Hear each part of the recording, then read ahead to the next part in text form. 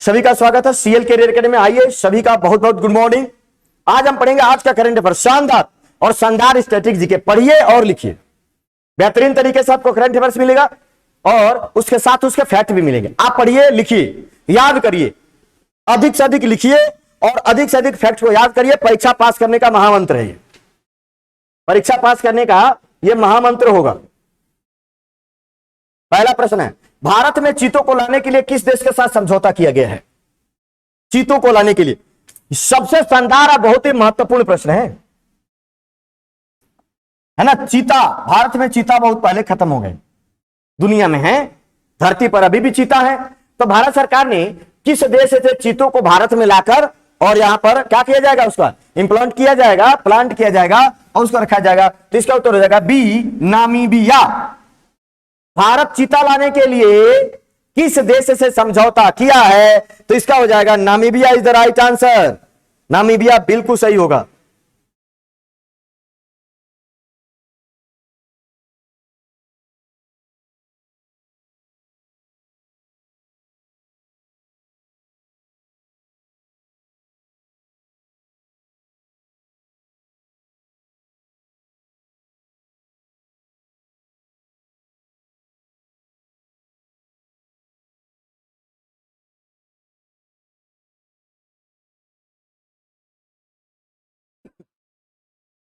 इसका उत्तर होगा नामीबिया। भारत और नामीबिया की समझौता ज्ञापन पर हस्ताक्षर लगभग 7-10 बाद जो है चीता लाया जाएगा।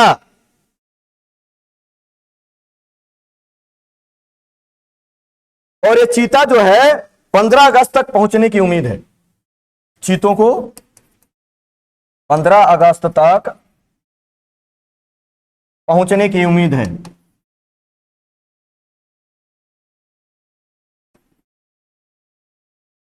पंद्रह अगस्त तक पहुंचने की उम्मीद है ना। लगभग 12 चीते एक बार में आएंगे। 12 चीते, कितने? 12 चीतों को जो है लाए जाने का समझौता है। मध्य प्रदेश के कुनो राष्ट्रीय उद्यान में पहले 8 चीतों को 15 अगस्त तक की उम्मीद है। अलग से भारत को दक्षिण अफ्रीका से 12 चीता प्राप्त होने की उम्मीद है ना। इनमें से 8 चीते जो हैं कहां आएंगे? मध्य प्रदेश के किस में आएंगे ये? तो मध्य प्रदेश के कुनो राष्ट्रीय उद्यान में पहले 8 चीते वहां इंप्लांट किए जाएंगे। मध्य प्रदेश के कुनो राष्ट्रीय उद्यान में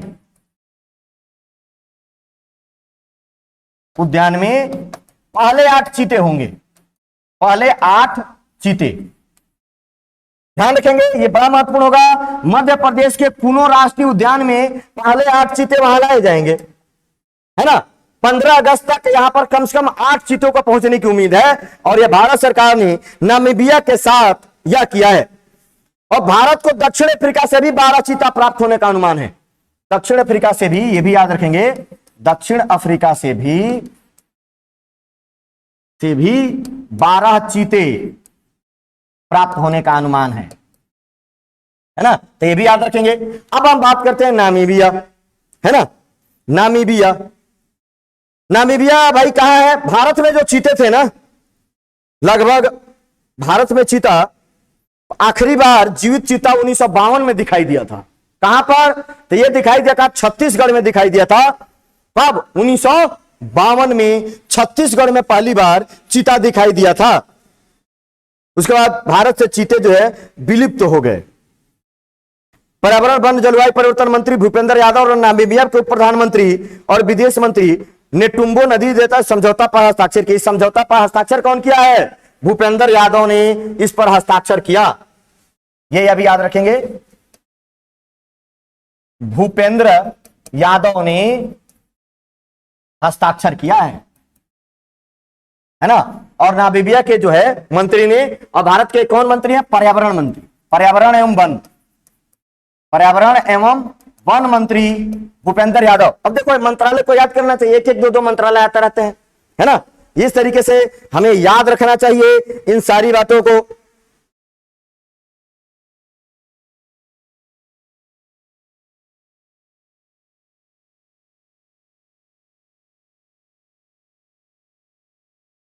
नामीबिया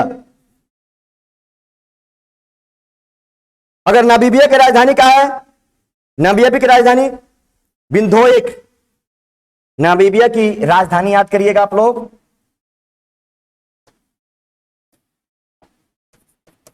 राजधानी विंडहोएक। और ये अफ्रीकी देश है। कहां है? नामीबिया का है, अफ्रीकी देश है। नामीबिया में ही नामीब मरुस्थल है। नामीबिया में नामीब मरुस्थल है, आप याद रखेंगे। नामीब मरुस्थल में नामीबिया में, याद रखेंगे। नामीबिया एक अफ्रीकी देश है।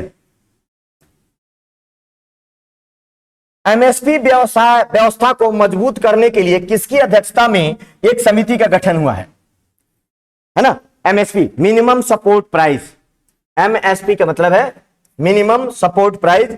तो यह हुआ है संजय अग्रवाल की अध्यक्षता में एक समिति गठित की गई है कि जो भारत में जो एमएसपी दिया जाता है केंद्र सरकार के द्वारा, उसको क्या करने के लिए, उसको मजबूत करने के लिए, उसको और व्यवस्थित बनाने के लिए, है ना, संजय अग्रवाल की अध्यक्षता में एक समिति बनाई गई। ध्यान रखिएगा, संजय अग्रवाल की अध्यक्षता में अभी एक समिति बनाई गई। किसके लिए? तो एमएसपी व्यवस्था के सुधार के लिए। संजय अग्रवाल, एमएसपी का मतलब होता है मिनिमम सपोर्ट प्राइस, हिंदी में न्यूनतम समर्थन मूल्य। न्यूनतम समर्थन मूल्य, है ना, न्यूनतम समर्थन मूल्य होता है एमएसपी। अब इसी को व्यवस्थित करने के लिए यह बनाया गया है।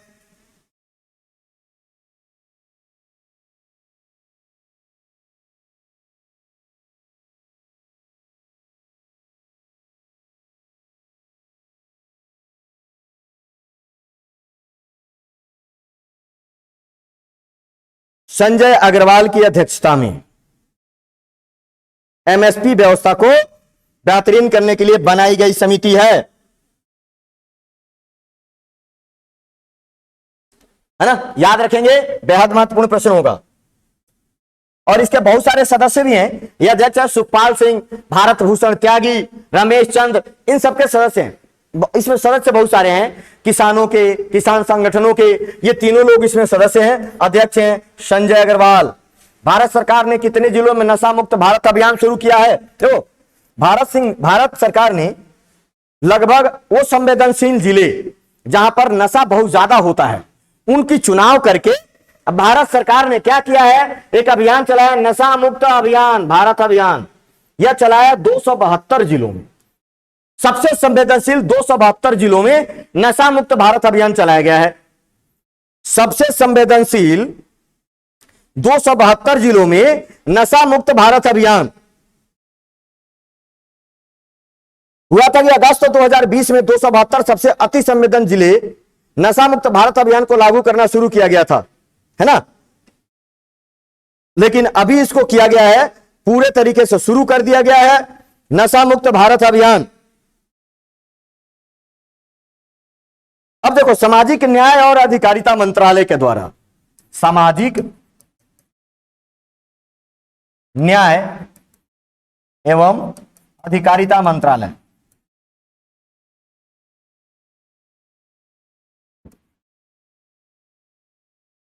सामाजिक न्याय एवं अधिकारिता मंत्रालय।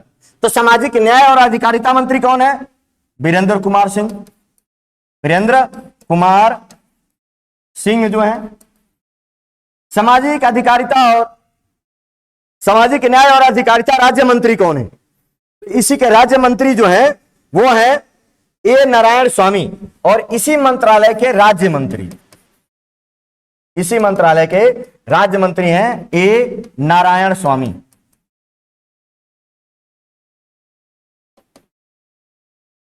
ए नारायण स्वामी इसी राज्य के क्या है, इसी मंत्रालय के राज्य मंत्री हैं। तो 272 भारत के 272 जिलों में जो अति संवेदनशील है उसमें भारत मुक्त, नशा मुक्त भारत अभियान शुरू किया जाएगा।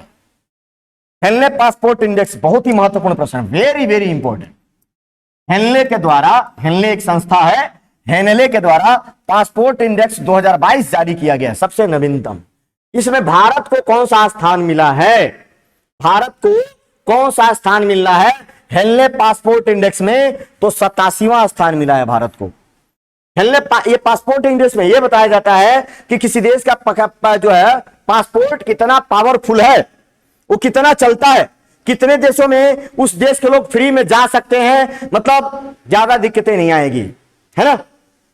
तो इसलिए हेनले एक संस्था है, इसी के द्वारा पासपोर्ट इंडेक्स जारी किया जाता है। भारत को इस बार 87वां स्थान मिला है, 2 स्थानों की गिरावट हो गई, 2 स्थानों की क्या हो गई है, गिरावट हो गई है हेनले पासपोर्ट इंडेक्स में।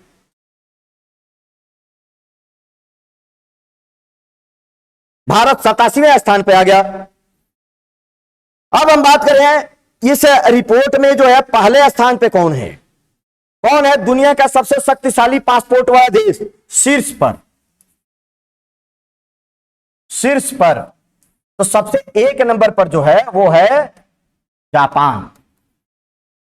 पिछले बार जापान और सिंगापुर संयुक्त रूप से 1 नंबर पर थे, इस बार 1 नंबर पर जापान है, 2 नंबर पर सिंगापुर है, 2 नंबर पर है सिंगापुर, 3 नंबर पर दक्षिण कोरिया,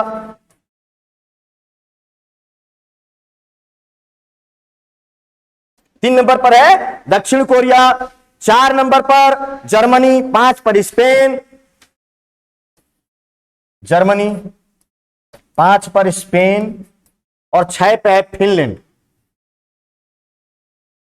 6 पर है फिनलैंड। इन देशों का पासपोर्ट बहुत शक्तिशाली है, मतलब अधिक देशों में यह क्या होता है, वीजा फ्री रहता है और इस चलता है। अगर हम जापान के पासपोर्ट की बात करें तो जापान का पासपोर्ट दुनिया के 193 देशों में बिना किसी परेशानी के आ जा सकते हैं, 193 देशों में बिना किसी परेशानी के आ जा सकते हैं। देखो सबसे ताकतवर माना जाएगा, दुनिया के 193 देशों में आप जाइए बिना किसी परेशानी के। लेकिन भारत के पासपोर्ट कितने दिनों में बिना परेशानी के चलेगा, 67 देशों में पहुंच प्राप्त है। भारत को कितने में प्राप्त है, 67 देशों में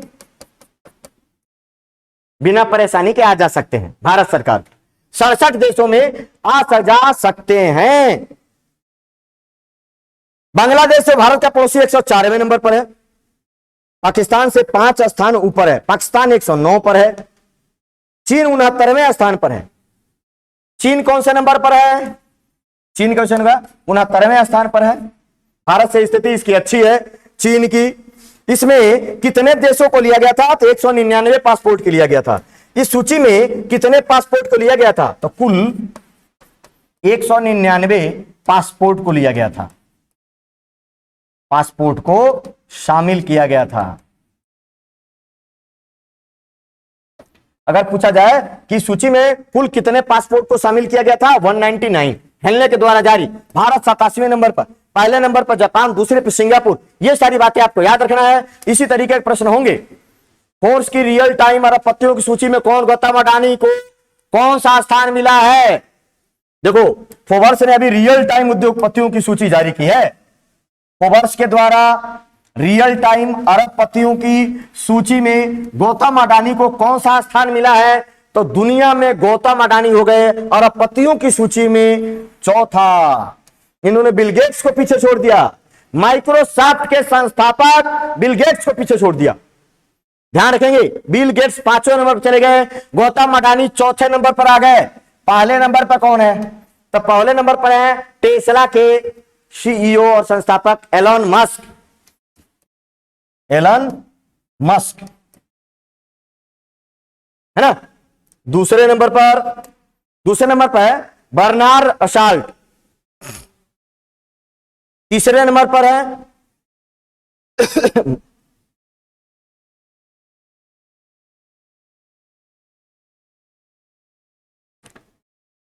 बर्नार्ड अर्शाल्ट है ना, तीसरे नंबर पर है।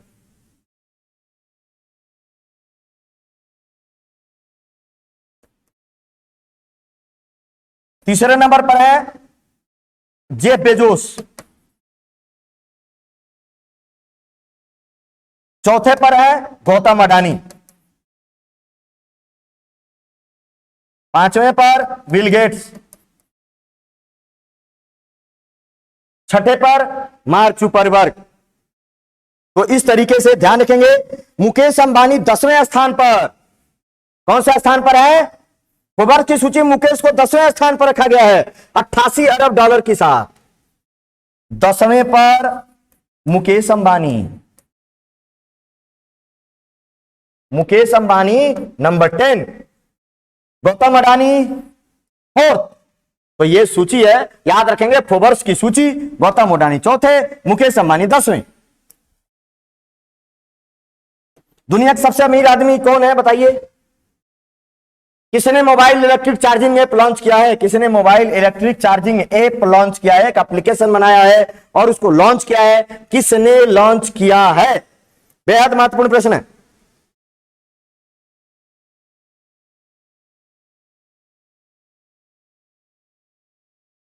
तो ये इसका उत्तर हो जाएगा एमएसएमई मिनिस्टर नारायण राणे ने। किसने? नारायण राणे। कौन है? MSME minister. क्या लॉन्च किया इन्होंने? Mobile electric charging app. मतलब आप मोबाइल में उस ऐप को डाउनलोड कर लीजिए, आपको पता चल जाएगा इलेक्ट्रिक चार्जिंग ऐप कहां है, उसकी जानकारी आपके आसपास के जगहों पे मिलती रहेगी। आपको चार्जिंग के लिए, जो इलेक्ट्रिक चार्जिंग है उसके लिए एक ऐप किया गया नारायण राणे के द्वारा। नारायण राणे ने इसको लॉन्च किया है, केंद्रीय सूक्ष्म लघु और मध्यम उद्यम मंत्री नारायण राणे के द्वारा। उसको बोलते हैं एमएसएमई मिनिस्टर नारायण राणे के द्वारा। राष्ट्रीय लघु उद्योग निगम के अध्यक्ष पी उदय कुमार ने इसकी प्रशंसा की और कहा कि यह बहुत ही उपयोगी ऐप है ना। और इसके लिए आप मोबाइल के चार्जिंग से एक platform, paid digital K fintech के लिए एक प्लेटफॉर्म पेश कर दिया गया। तो इस तरीके से mobile electric charging app Narayan Rane जो एमएसएमई मिनिस्टर है इन्होंने किया है। आप इस ऐप के माध्यम से अपने आसपास के मोबाइल चार्जिंग स्टेशन के बारे में जान सकते हैं। हाल ही में किसने स्पिरिट चैलेंज का शुभारंभ किया है? स्पिरिट चैलेंज का शुभारंभ किया तो हमारे देश के प्रधानमंत्री नरेंद्र मोदी के द्वारा स्पिरिट चैलेंज का शुभारंभ किया गया है। बड़ा महत्वपूर्ण प्रश्न है, याद रखिएगा, very very important. Spirit challenge का शुभारंभ किया गया, शानदार प्रश्न है, आप इसको जरूर याद करेंगे। स्पिरिट चैलेंज का शुभारंभ हुआ है और किसने किया है? तो हमारे देश के प्रधानमंत्री नरेंद्र मोदी के द्वारा किया गया है। नई दिल्ली में नौसेना नवाचार और स्वदेशीकरण संगठन संगोष्ठी में इन्होंने इसका स्पिरिट चैलेंज का अनावरण किया है ना। नई दिल्ली में कहां हुआ था? नई दिल्ली में नवाचार सम्मेलन जो हुआ था, नवाचार संगोष्ठी बोलते हैं, संगोष्ठी है ना, हुआ था। उसी में उन्होंने क्या किया था? एक स्पिरिट चैलेंज लॉन्च किया। ये स्पिरिट चैलेंज क्या है? अगर हम बात करें स्पिरिट चैलेंज का लॉन्च किया, स्पिरिट चैलेंज है क्या? रक्षा में आत्मनिर्भर भारत हासिल करने के लिए आजादी के अमृत महोत्सव के हिस्से के रूप में, है ना, एक संगोष्ठी जारी हुई 18 से 19 जुलाई 2022 को। 2 दिनों की संगोष्ठी रक्षा क्षेत्र में आत्मनिर्भरता प्राप्त करने के लिए, रक्षा क्षेत्र में आत्मनिर्भरता प्राप्त करने के लिए एक संगोष्ठी का आयोजन हुआ था। प्राप्त करने के लिए एक संगोष्ठी का आयोजन नई दिल्ली में हुआ और इसी नई दिल्ली में स्पिरिट चैलेंज का उद्घाटन किया हमारे प्रधानमंत्री नरेंद्र मोदी। और ये किसके लिए? कि स्पिरिट चैलेंज नौसेना में स्वदेशी प्रौद्योगिकी के उपयोग को बढ़ावा देने के लिए। स्पिरिट चैलेंज किस लिए आया है ये याद रखेंगे। ये तो था नवाचार सम्मेलन का, तो नौसेना में ये याद रखेंगे स्पिरिट चैलेंज किस, नौसेना में प्रौद्योगिकी एवं नवाचार को बढ़ावा देने के लिए स्पिरिट चैलेंज लॉन्च किया गया था। वेरी वेरी मोस्ट इंपॉर्टेंट है। यहां हमारे रक्षा मंत्री कौन है? राजनाथ सिंह। रक्षा मंत्री राजनाथ सिंह है, प्रधानमंत्री नरेंद्र मोदी है ना, ये याद रखेंगे। स्पिरिट चैलेंज किस लिए हुआ है ये याद रखना है। हाल ही में किसने बियॉन्ड द मिस्टी वेल पुस्तक लॉन्च किया है? एक नया पुस्तक लॉन्च किया गया है। जितने पुस्तक मैं करवाता हूं इसका लिस्ट बना के रखो आप। लगभग 1-2 दिन में 1-2 पुस्तक आ जाते हैं, महीने के 4-7-8 पुस्तक होंगे जो आपको याद रखना होगा और जो होगा ये महत्वपूर्ण होगा। जो यहां बताया जा रहा है महत्वपूर्ण है। तो किसने बियॉन्ड द मिस्टी वेल पुस्तक का विमोचन किया है? किसने किया है? तो किया है पुष्कर सिंह धामी ने। कौन है पुष्कर सिंह धामी? पुष्कर सिंह धामी है कौन? तो उत्तराखंड के मुख्यमंत्री हैं पुष्कर सिंह धामी, इन्होंने ये पुस्तक की है। और पुस्तक किसने लिखा है? सुश्री आराधना जौहरी, सीनियर आईएएस हैं। यह पुस्तक लिखी गई है, लेखक आराधना जौहरी। आराधना जौहरी इसकी लेखक है, लेखिका है, महिला है आराधना जौहरी। उन्होंने बियॉन्ड द मिस्ट्री पुस्तक और इसका उद्घाटन किया, विमोचन किया है। उत्तराखंड के सीएम हैं ये, सीएम पुष्कर सिंह धामी, दूसरी बार यहां के सीएम बने हैं उत्तराखंड के।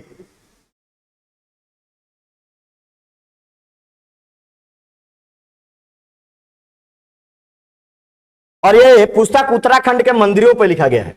ये पुस्तक का विषय किस पर आधारित है? किस विषय पर लिखा गया पुस्तक? मंदिरों। उत्तराखंड के जो मंदिर हैं उस पर लिखा गया। ये विषय इसका ये है, पुस्तक का विषय का उत्तराखंड के मंदिरों पर सुश्री आराधना जौहरी द्वारा लिखित पुस्तक beyond the misty veil temple tales of Uttarakhand का विमोचन कर दिया गया है। देश विदेश में उत्तराखंड के दिव्य मंदिरों का प्रमाणिक परिचय के रूप में जाना जाएगा, है ना। तो देवभूमि उत्तराखंड के पौराणिक मंदिरों पर आधारित पुस्तक है, ये याद रखेंगे। उत्तराखंड के जो है सीएम है पुष्कर सिंह धामी, नए दूसरी बार बने हैं। उन्होंने घोषणा किया है कि भारत में मतलब उत्तराखंड में एक समान नागरिक संहिता लागू किया जाएगा। वेरी वेरी मोस्ट इंपोर्टेंट प्रश्न है, इसको जरूर याद रखिएगा। उत्तराखंड की राजधानी देहरादून है। उत्तराखंड में महानदी और लिपुलेख दर्रे हैं। महानदी और लिपुलेख दर्रा है। राजा जी, गोविंद, जिम कार्बेट, है ना, ये सब नेशनल पार्क वहां है। Nanda Devi national park. हाल ही में किसे संघ लोक सेवा आयोग का सदस्य नियुक्त किया गया है? तो संघ लोक सेवा आयोग का सदस्य नियुक्त किया गया है अभी जनरल राज शुक्ला को। किसको? जनरल राज शुक्ला को किया गया है। किसने नियुक्त किया? राष्ट्रपति द्वारा। राष्ट्रपति द्वारा इनको नियुक्त किया गया है। तो देख लेना, ये जो है ना संघ लोक सेवा आयोग मतलब यूपीएससी, यूपीएससी के जो अध्यक्ष और सदस्य होते हैं उनकी नियुक्ति कौन करता है? राष्ट्रपति करते हैं। राष्ट्रपति द्वारा नियुक्ति होती है। कार्यकाल कितना होता है इन लोगों का? 6 वर्ष या 65 वर्ष। 6 वर्ष या 65 वर्ष की उम्र तक कार्यकाल होता है इनका। यह एक संवैधानिक आयोग है। किस प्रकार का आयोग है? संवैधानिक आयोग है। संवैधानिक आयोग है। संघ लोक सेवा आयोग एक संवैधानिक आयोग है, ध्यान रखेंगे। और संविधान के कौन से भाग में है? भाग 14 और कौन से अनुच्छेद? 315। संविधान के भाग 14 अनुच्छेद 315 में संघ लोक सेवा आयोग, राज्य लोक सेवा आयोग सबके लिए प्रावधान है। यह संवैधानिक आयोग है। इसमें 9 से 11 सदस्य होते हैं, है ना, 9 से 11 सदस्य होते हैं। और इसका एक अध्यक्ष होता है, अध्यक्ष, और जो है सभी सदस्यों का कार्यकाल 6 वर्ष या 65 वर्ष होता है। तो यह बात याद रखना, वेरी वेरी मोस्ट इंपोर्टेंट प्रश्न था। इसके साथ जो जानकारी और बेहतर है। चलिए हम पढ़ते हैं यहां पर अगला प्रश्न। हाल ही में किस बैंक ने व्हाट्सएप बैंकिंग सेवा शुरू की है? व्हाट्सएप पर भी बैंकिंग किसने शुरू किया है? बहुत ही महत्वपूर्ण प्रश्न है। तो यह शुरू कर दिया है एसबीआई ने। यह इतना महत्वपूर्ण प्रश्न है, परीक्षा में जरूर आएगा, अवश्य आएगा। वेरी वेरी इंपॉर्टेंट, परीक्षा में अवश्य आएगा। निम्नलिखित में से कौन सा बैंक व्हाट्सएप बैंकिंग सेवा शुरू किया है? तो व्हाट्सएप बैंकिंग सेवा एसबीआई ने शुरू किया है। व्हाट्सएप पर भी बैंकिंग होगी, इसके थ्रू आप बैंकिंग का काम कर सकते हैं। वैसे व्हाट्सएप जो है, व्हाट्सएप फीचर में आ गया कि आप पैसे का लेन देन कर सकते हैं, आ गया है। लेकिन अब बैंकिंग सेवा शुरू करने वाला पहला बैंक कौन सा बन गया? SBI. SBI state bank of India. इसका स्थापना कब हुई? रजिस्ट्री कब हुई थी इसकी? रजिस्ट्रेशन बताओ। 1 जुलाई 1955 को स्टेट बैंक ऑफ इंडिया का स्थापना। उसके पहले इंपीरियल बैंक नाम था इसका। 1921 में बना था इंपीरियल बैंक, और इंपीरियल बैंक का नाम बदलकर 1 जुलाई 1955 को स्टेट बैंक ऑफ इंडिया किया गया। और भारत का सबसे बड़ा बैंक है state bank of India. Bharat का पहला भारतीय बैंक कौन सा है जो भारतीयों ने खोला था? पीएनबी। भारत का पहला भारतीय बैंक कौन सा है? पीएनबी। किसके सहयोग से बना था? मदन मोहन मालवीय के सहयोगों से पीएनबी की स्थापना हुई थी। बेहद महत्वपूर्ण बात है। पहला भारतीयों द्वारा स्थापित पहला भारतीय बैंक कौन सा है? Punjab national bank. चलिए, हाल ही में किसे राज्यसभा में राष्ट्रपति द्वारा मनोनीत किया गया है? उसने शपथ लिया। किसे किया गया है? PT Usha. Very very important. Rajya Sabha में इनको क्या कर लिया गया? महत्वपूर्ण प्रश्न। हाल ही में राज्यसभा ने के रूप का राज्यसभा में किसने शपथ लिया है? पीटी उषा। पीटी उषा कौन है भाई? धावक है, धावक है ना, पहली धावक है जिन्होंने ओलंपिक में भी परचम लहराया। मेडल तो नहीं जीत पाई, लेकिन हाँ मैं जो है ओलंपिक में भी इन्होंने क्या किया था? परचम लहराया था। PT Usha is the right answer. Rajya Sabha में राष्ट्रपति द्वारा मनोनीत किया गया है ना, इन्होंने शपथ ग्रहण किया है, कल ही शपथ ग्रहण किया है। राज्यसभा में राष्ट्रपति द्वारा मनोनीत किया गया। देखो किस क्षेत्र से मनोनीत हुआ इनको, किस क्षेत्र से? खेल, खेल क्षेत्र से। और खेल किस में आता है? कला में आता है। खेल किस में आता है? देखो राज्यसभा में 12 सदस्यों को मनोनीत करते हैं राष्ट्रपति।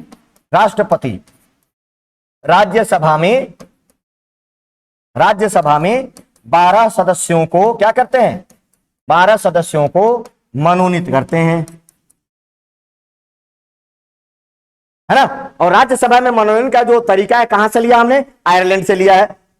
और किस किस क्षेत्रों से? कला, साहित्य, विज्ञान और समाज सेवा से, 4 क्षेत्रों से।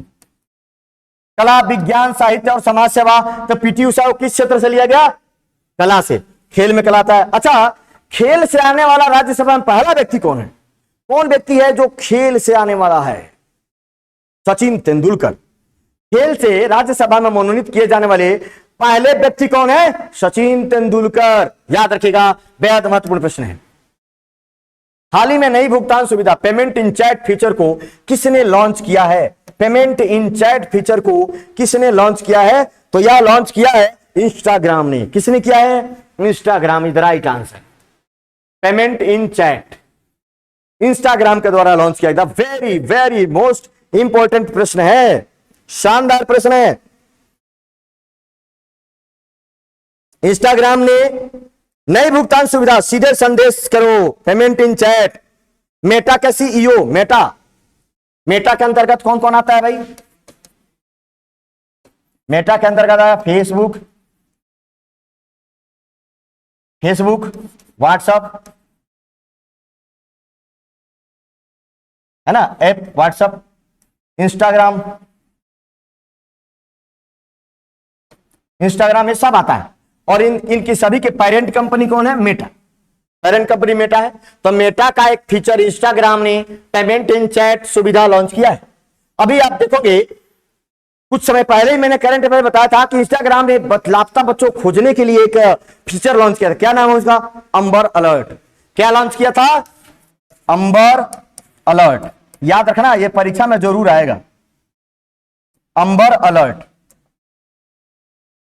अलर्ट जो है जारी किया था लापता बच्चों को खोजने के लिए, एक नया फीचर है ना। अब इसने ये लॉन्च किया, payment in chat feature launch किया है। और मेटा का सीईओ कौन है? Mark Zuckerberg. सीईओ कौन है भाई? Mark Zuckerberg. फेसबुक कब आया था? 2004 में। अब फेसबुक का मुख्यालय कहां है? अर्थात अब मेटा का मुख्यालय कहां है? कैलिफोर्निया में है, यूएसए में है।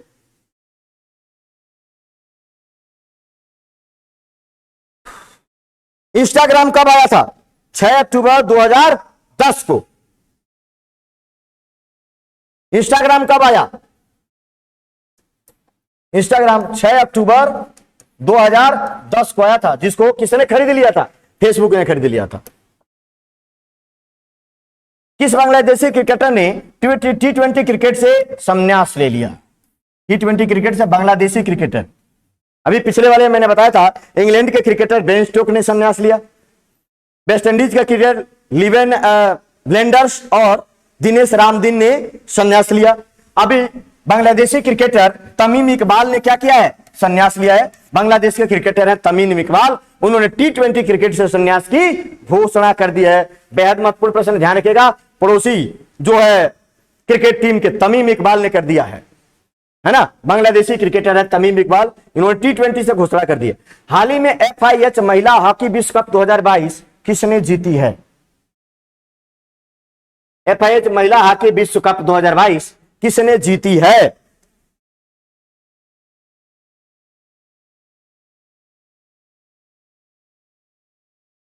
FIH महिला हॉकी विश्व कप किसने जीती है? इसका उत्तर हो जाएगा नीदरलैंड। किसने जीता है? नीदरलैंड ने जीता है।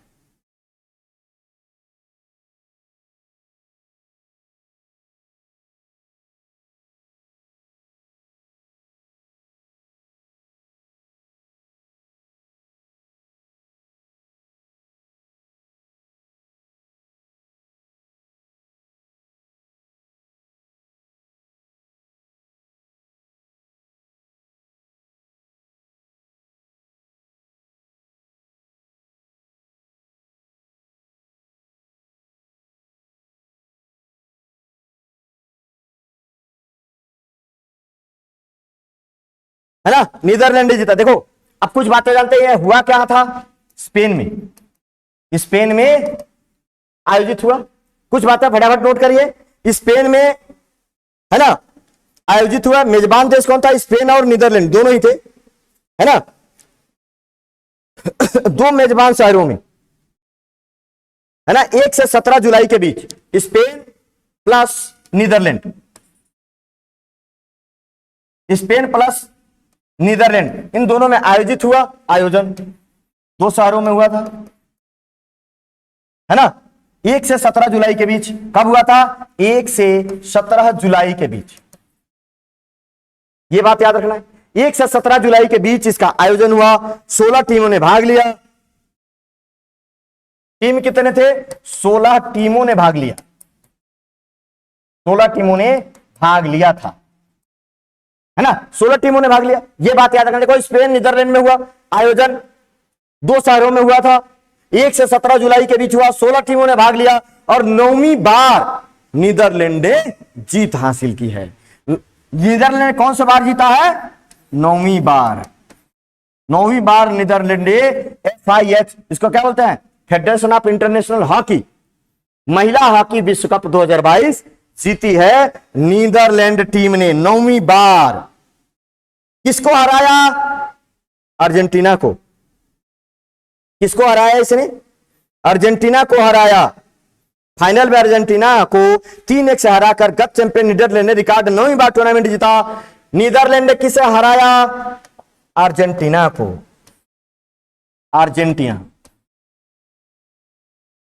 अर्जेंटीना कौन सा नंबर पर रहा? सेकंड।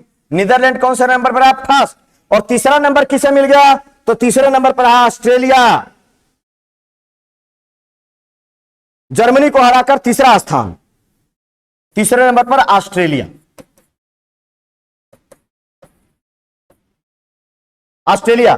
और चौथे नंबर पर जापान। ऑस्ट्रेलिया ने जापान को हरा दिया, नीदरलैंड ने अर्जेंटीना को हराया था, पहला दूसरा। तीसरे नंबर के लिए मैच हुआ ऑस्ट्रेलिया और जापान के बीच, तो ऑस्ट्रेलिया ने जापान को हराया, तो तीसरा चौथा 1 2 3 4 4 टीमें रही इस तरीके से। अब एक बार रिव्यू कर लीजिए। स्पेन में आयोजन हुआ और नीदरलैंड में 1 से 17 जुलाई के बीच कितने टीमों ने भाग लिया? 16। विजेता कौन है? नीदरलैंड। किसको हराया? अर्जेंटीना को। तीसरे नंबर पर कौन रहा? ऑस्ट्रेलिया। तो बेहद महत्वपूर्ण प्रश्न है। FIH महिला हॉकी विश्व कप। हाल ही में अंतरराष्ट्रीय क्रिकेट के सबसे तेज 10,000 रन बनाने वाले एशिया के बल्लेबाज कौन बने हैं? सबसे तेज 10,000 रन बनाने वाले एशियाई बल्लेबाज कौन बने हैं? तो सबसे तेज 10,000 रन बनाने वाले एशियाई बल्लेबाज, गलत जवाब, बाबर आजम पाकिस्तान के खिलाड़ी हैं, पाकिस्तान के ओपनर हैं और इन्होंने एक रिकॉर्ड बना दिया था T20 विश्व कप में। भारत को क्या कर दिया था? पराजित कर दिया था। पहली बार आईसीसी के किसी टूर्नामेंट में, है ना, भारत को पराजित किया था पाकिस्तान ने। बाबर आजम की अगुवाई में भारतीय टीम पस्त हो गई थी। तो भाई बाबर आजम अंतरराष्ट्रीय क्रिकेट में सबसे तेज वनडे, है ना, वनडे हाल ही में अंतरराष्ट्रीय क्रिकेट में 10,000 रन बनाने वाले वनडे बल्लेबाज, वनडे में 10,000 रन बनाने वाले बल्लेबाज बन गए हैं बाबर आजम।